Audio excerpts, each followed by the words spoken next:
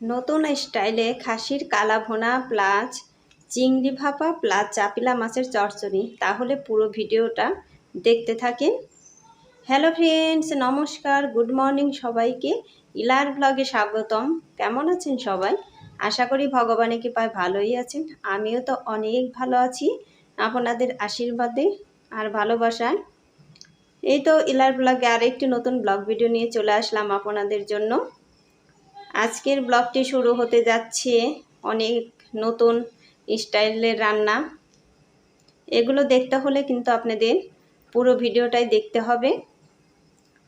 এই তো প্রথমে হচ্ছে খাসির মাংস রান্না হবে। আজকে কিন্তু নতুন স্টাইলে কালা ভুনা রান্না হবে খাসির। এই তো আলুগুলো ভেজে নিয়েছেন আর রান্নাটা কিন্তু বড়দিই করতেছেন। আমি কিন্তু এই সব কিছু রেডি করে দিয়েছি আর পেঁয়াজগুলো কেটে দিয়েছেন আমার শাশুড়ি মা। এই তো আজকে প্রেশার কুকারে রান্নাটা করবেন। প্রথমে এই সব মশলাপাতি কিন্তু দিয়ে দিচ্ছেন। আগে কিন্তু ম্যারিনেট করে রেখেছিলেন মাংসগুলো। আর লেবু দেওয়াতে, কাগজি লেবু দেওয়াতে এতটাই সুন্দর সেন্ট বের হচ্ছে তা বলার মতো না। আর আমরা তো সবাই জানি যে কাগজি লেবুর কতটা সুন্দর সেন্ট। এই তো এখন গরম মশলা দিয়ে দিচ্ছেন, কারণ এখানে হলুদের গুঁড়া, মরিচের গুঁড়া, ধনিয়া গুঁড়া সব মশলাই দিয়ে দিয়েছেন। তারপরে কিন্তু গরম মশলা গুঁড়ো দিয়ে দিয়েছেন। আর এই যে এখানে সরিষা বেটে নিয়েছি, আমি কিন্তু পাটাই বেটে নিয়েছি সরিষা আর কাঁচামরিচ। এগুলো কিন্তু এখন আমি ছেঁকে নিব। এগুলো দিয়ে চিংড়ি ভাপাটা হবে। এটাও নতুন স্টাইলের রান্না। এটা কিন্তু আমি আগে কখনো খাইনি। এই তো প্রথমেই দেখছি রান্নাটা। এই তো এইদিকে কিন্তু বেরেস্তাটাও ভাজা হয়ে গিয়েছে। বেরেস্তাও দিয়ে দিচ্ছেন ওই খাসির মাংসে। এখন তো এই প্রেশার কুকারের রান্নাটা বসিয়ে দিবেন, কারণ খাসির মাংস রান্না করতে তো অনেকটাই দেরি হয়। এখন কিন্তু একদম সকালে রান্নাটা শুরু করছেন। রান্নাটা 9টা, 9:30টার মধ্যে রান্না শেষ করবেন। সেই জন্য এই যে প্রেশার কুকারে রান্না করছেন। তাহলে কিন্তু এভাবে রান্না করতেন না, অন্যভাবেই রান্না করতেন। এই তো এখন ভালো করে মিশিয়ে নিচ্ছেন বেরেস্তা দিয়ে। আর আগে তো মাংসগুলো ভালো করে ম্যারিনেট করাই ছিল। এখন এই যে চিনি দিয়ে দিচ্ছি। আর একটু মিষ্টি মিষ্টি তরকারি না হলে কিন্তু খেতে বেশি ভালো লাগে না। আমরা চিকেনেও চিনি দেই, একটু মিষ্টি মিষ্টি হলে ভালো লাগে, মাটনেও দিই। এই তো এখন এই যে ঢাকনাতে ঢেকে তারপরে কিন্তু সিটি দিয়ে দিবেন, যাতে তাড়াতাড়ি রান্নাটা করতে পারেন। সেভাবেই রান্নাটা করবেন। আর এত আইটেম রান্না করতে গেলে সময়টাও কিন্তু একটু বেশি লাগে। বন্ধুরা, একটা লাইক দিয়ে আমার ভিডিওটি কন্টিনিউ করবেন। আপনাদের একটা লাইক আমার ভিডিওটিকে এগিয়ে যেতে সাহায্য করবে। আর ভিডিওটি স্কিপ না করে পুরোটাই দেখবেন। আশা করি ভগবানের কৃপায় অনেক ভালোই লাগবে। আর আমার চ্যানেলে নতুন হয়ে থাকলে একটা সাবস্ক্রাইব করে পাশে থাকা বেল আইকনে ক্লিক করে দিবেন, তাই নোটিফিকেশন চলে যাবে সবার আগে আপনার কাছে। আর ভিডিওটি বন্ধুদের মাঝে শেয়ার করে দিবেন। এই তো আমার ছিটি দেওয়া কিন্তু হয়ে গিয়েছে। এখন এই যে এইটাই ফ্রাই প্যানে ঢেলে দিলেন। এখন কিন্তু এইটাই রান্না করবেন, যেটুকু রান্না বাকি আছে। দেখেন কালারটা কত সুন্দর দেখা যাচ্ছে।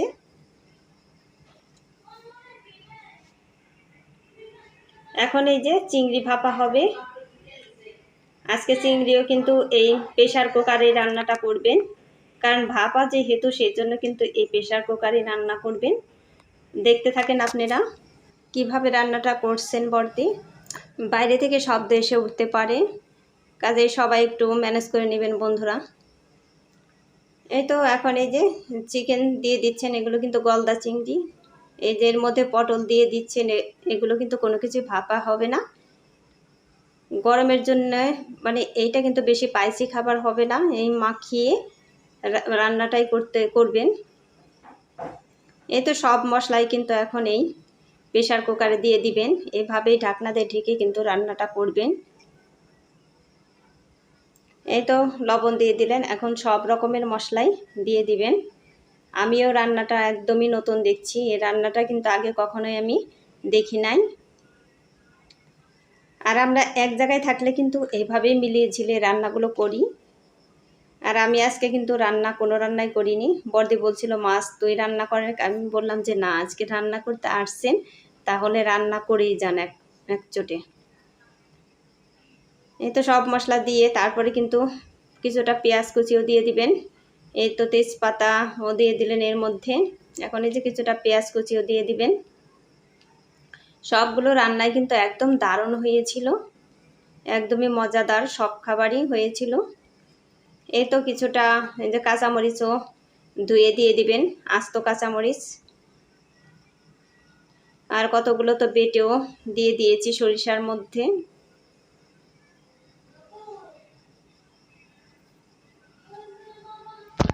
এই তো তারপরে কিন্তু সরিষার তেলও দিয়ে দিচ্ছেন। সরিষার তেল এর মধ্যে ঢালাতেই কিন্তু দারুণ সেন্ট বের হচ্ছে। আর সরিষার তেলের গন্ধ তো দারুণ, তাই না?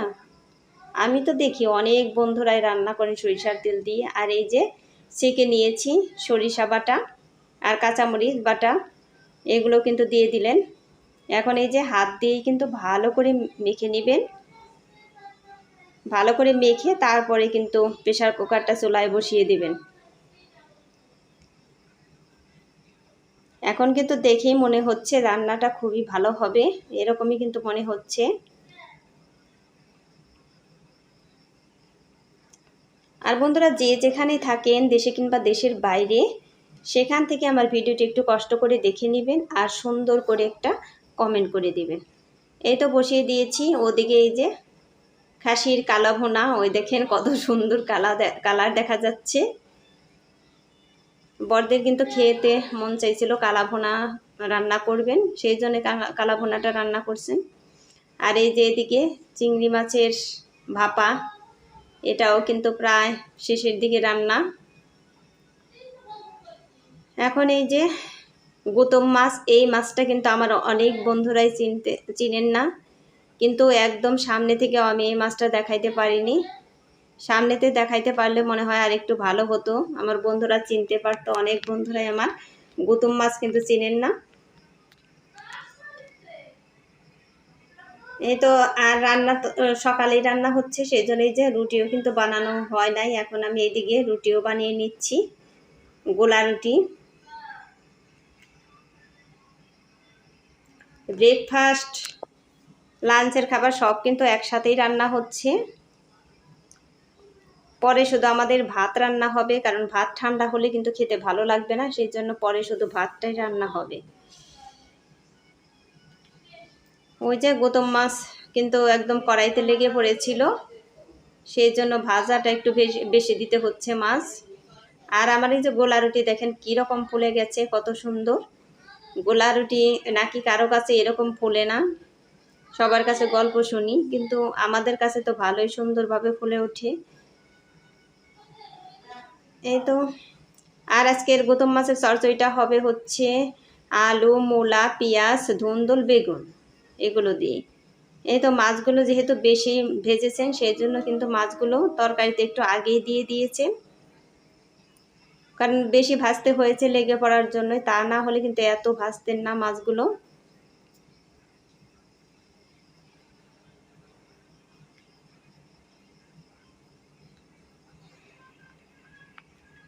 ওই দেখেন রুটিগুলো কিন্তু সবই একের পর এক সুন্দরভাবে ফুলে উঠছে। আর বন্ধুরা, আপনাদের কাছে আমাদের রান্না বান্না কেমন লাগছে আপনারা একটু জানাবেন, আর ভিডিওটা কেমন লাগছে। ওই দেখেন কত সুন্দর কালার হয়েছে, দেখে কিন্তু মনে হচ্ছে কতটা টেস্টি হতে পারে। এই যে চিংড়ি ভাপা, এটাও কিন্তু দারুণ হয়েছিল। দেখেন কত সুন্দর দেখা যাচ্ছে, গলদা চিংড়ি, এত বড় বড় চিংড়ি। তারপরে যে চাপিলা মাছের চচ্চড়িটা খুব ভালো হয়েছে। সবাই ভালো থাকবেন, সুস্থ থাকবেন এই কামনা করে ভিডিওটা শেষ করছি। টাটা।